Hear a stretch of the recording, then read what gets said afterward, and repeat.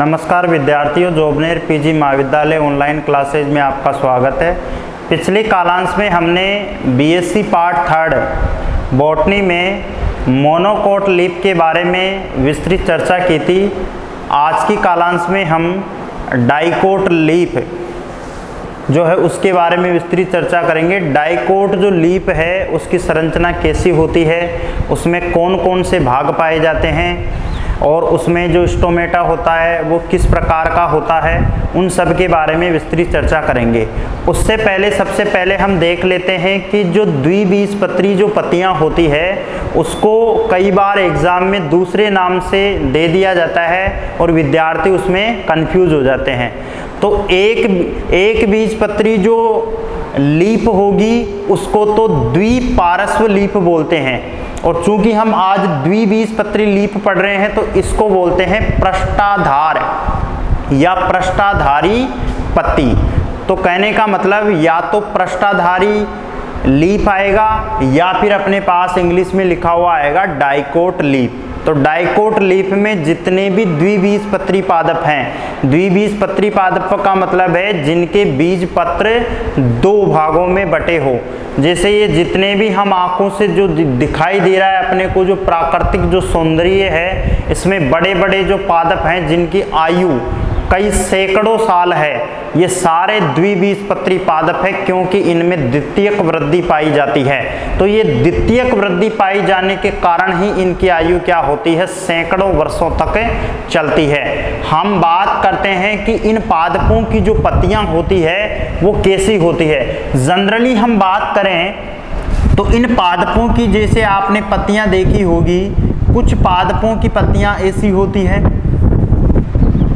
ये जैसे ये लीफ है, बीच में क्या होगा, ऐसे समानांतर सिरा विन्यास, इसके अलावा इसमें जैसे जालिका व सिरा विन्यास पाया जाता है। ये एक लीफ, साधारणतः ये एक लीफ का प्रकार है। दूसरा, जैसे आपने बरगद की जो पत्तियां हैं जिसकी जो संरचना होती है वो अपना जैसे हृदय है, तो हृदयाकार इनकी संरचना होती है, ये हृदयाकार लीफ होती है, इसकी संरचना हृदयाकार होती है। कुछ जो पत्तियां होती है उन पत्तियों की जैसे आकृति जो होती है वो ऐसी होती है, ये ऐसी कुछ पत्तियां पाई जाती हैं। कुछ अनेक प्रकार की जैसे पत्तियां होती है वो जैसे तलवार नुमा पत्तियां पाई जाती हैं, ऐसे, ये भी एक लीफ का प्रकार है। तो ये कहने का मतलब क्या है कि ये जो पत्तियों का जो प्रकार है, ये पत्तियों के जो प्रकार है वो कई प्रकार से पत्तियां विभाजित होती है। इनकी बाहरी जो आकार की ये संरचनाएं होती है वो कई प्रकार से व्यवस्थित होती है। जैसे ये इस प्रकार की जो पत्तियां हैं जिसको हम बोलते हैं वीणाकार। वीणाकार जो पत्तियां होती है वो जनरली क्रूसीफेरी कुल के पादपों में पाई जाती है। क्रूसीफेरी पादप जैसे सरसों है, गोभी है, पत्ता गोभी, फूल गोभी, ये सभी मूली है, इन सब में इस प्रकार की पत्तियां पाई जाती है। इसकी जो आकृति होती है वो वीणा के समान होती है, इसलिए इसको क्या बोला जाता है, वीणाकार पत्तियां बोला जाता है। ये जो पत्तियां होती है ये क्या होती है, हृदयाकार पत्तियां। हृदयाकार में जैसे नाम से ही हमें पता चल रहा है कि इन पत्तियों की जो आकृति होगी वो किसके समान होगी, हृदय के समान। जैसे अपना हार्ट होता है वैसे इन पत्तियों की बाहरी जो आकार की है वो होगी। आपने बरगद और पीपल का पेड़ देखा होगा, बरगद, पीपल, सहतूत, इन पादपों की जो पत्तियां होती है जनरली हृदयाकार पत्तियां पाई जाती है। उसके बाद में ये जो आपने जो ये पत्तियां जो देखी है, ये कई जो पत्तियां होती है वो शंकु आकार की पत्तियां पाई जाती है। जैसे सिंगाड़े की जो पत्तियां होती है वो इस प्रकार की पत्तियों का ही प्रकार है। ये कुछ पत्तियां दूर से दिखाई देने पर फूल के समान दिख रही है, परंतु जनरली ये फूल नहीं है, ये पत्तियों की बाहरी आकार की है। तो कहने का मतलब जो पत्तियां होती है उसको बाहरी आकार की के आधार पर या क्षेत्रफल की दृष्टि से देखा जाए तो ये पत्तियां कई प्रकार की व्यवस्थित होती है और इन पत्तियों को के सहारे हम आसानी से इन पत्तियों को पहचान सकते हैं कि इन पत्तियों का जो शिराविन्यास होता है वो किस प्रकार का होता है। तो जनरली हम जो डाइकोट जो लीफ है इसकी आंतरिक संरचना की चर्चा करते हैं। सबसे पहला जो हमारा जो डाइकोट जो लीफ है उसमें पहला जो हमारा जो पार्ट है वो है आउटर लेयर। आउटर लेयर का मतलब क्या होता है? बाहरी परत। बाहरी परत अर्थात इस परत को क्या बोला जाता है? बाह्य त्वचा बोला जाता है। आपको ये द्विबीजपत्री जो पत्ती है इसकी बाहरी आकार की आपको स्पष्ट रूप से दिखाई दे रही है। ये जो आकार की है, ये जो संरचना है, ये संरचना एक मोटी परत, जनरली तो होती तो पतली है लेकिन हम सूक्ष्मदर्शी की सहायता से देखें तो स्पष्ट रूप से ये अपने को दिखाई देती है। ये जो पत्तियों की ये जो परत है वो परत क्या कहलाती है? आउटर लेयर कहलाती है। और इस प्रकार की जो लेयर है वो पत्तियों के निचले भाग में भी पाई जाती है, अर्थात पत्तियों का जो निचला सिरा होता है उसमें भी ये पत्तियों की लीफ की जो लेयर है वो पाई जाती है। दूसरी हम बात करते हैं, दूसरा इसका जो भाग है वो है हाइपोडर्मिस। हाइपोडर्मिस, हाइपोडर्मिस का मतलब है कि जो एपिडर्मिस है अर्थात आउटर लेयर है, आउटर लेयर से बिल्कुल सटी हुई एक पतली परत पाई जाती है। इस पतली परत को क्या कहते हैं? हाइपोडर्मिस कहते हैं। हिंदी मीडियम के जो विद्यार्थी हैं वो ध्यान देना, हाइपोडर्मिस को अधोत्वचा या उपत्वचा के नाम से जाना जाता है। इसके बाद में तीसरा जो हमारा पार्ट है पत्तियों का, वो तीसरा जो इंटरनल स्ट्रक्चर है वो है palisade tissue. Palisade tissue, palisade tissue को विद्यार्थियों हिंदी में कहते हैं खम्ब ऊतक। क्या बोलते हैं?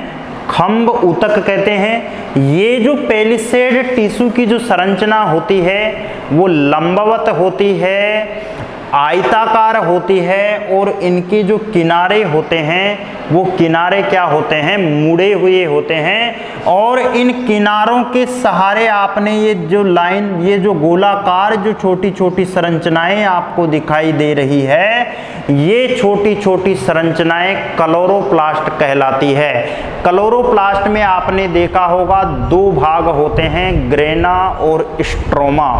ग्रेना और स्ट्रोमा दोनों ही भागों में ऑक्सी श्वसन और अनॉक्सी श्वसन की क्रिया पूर्ण होती है। तो ग्रेना और स्ट्रोमा युक्त जो भाग हैं वो भाग क्लोरोप्लास्ट कहलाते हैं और क्लोरोप्लास्ट युक्त जो भाग है वो कौन सा कहलाता है? पेलिसेड टिश्यू अर्थात खम्ब ऊतक कहलाता है।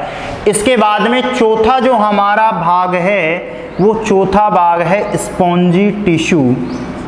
स्पॉन्जी टिश्यू, स्पॉन्जी टिश्यू के बारे में हम यदि बात करें तो स्पॉन्जी टिश्यू पेलिसेड टिश्यू के जस्ट नीचे पाया जाता है। स्पॉन्जी टिश्यू में जो कोशिकाएं होती है ऊतक की, उन ऊतक की कोशिकाओं की जो संरचना होती है कोई निश्चित नहीं होती। कुछ ऊतक की जो कोशिकाएं होती है वो बड़े आकार की होती है और कुछ ऊतक की जो कोशिकाएं होती है वो मध्यम आकार की होती है। और इसके बाद में हम यदि बात करें तो अगला जो पार्ट है वो क्या है? मीजोफिल या मीजोफाइल, जिसको हम मध्योतक बोलते हैं। तो ये मध्योतक जो है वो क्या है? स्पॉन्जी टिश्यू के पास में ही पाई जाने वाली संरचना है। ये मीजोफिल के पास में ही आपको एक ये और आपको एक परत दिखाई दे रही है। इस परत को क्या बोला जाता है? लोअर एपिडर्मिस कहा जाता है। क्या बोला जाता है? Lower epidermis. लोअर का मतलब क्या होता है? निचली सतह, और एपिडर्मिस का मतलब क्या है? बाह्य त्वचा। तो तो कहने का मतलब है जो निचली जो बाह्य त्वचा है उसको हम क्या बोलेंगे, लोअर एपिडर्मिस बोलेंगे।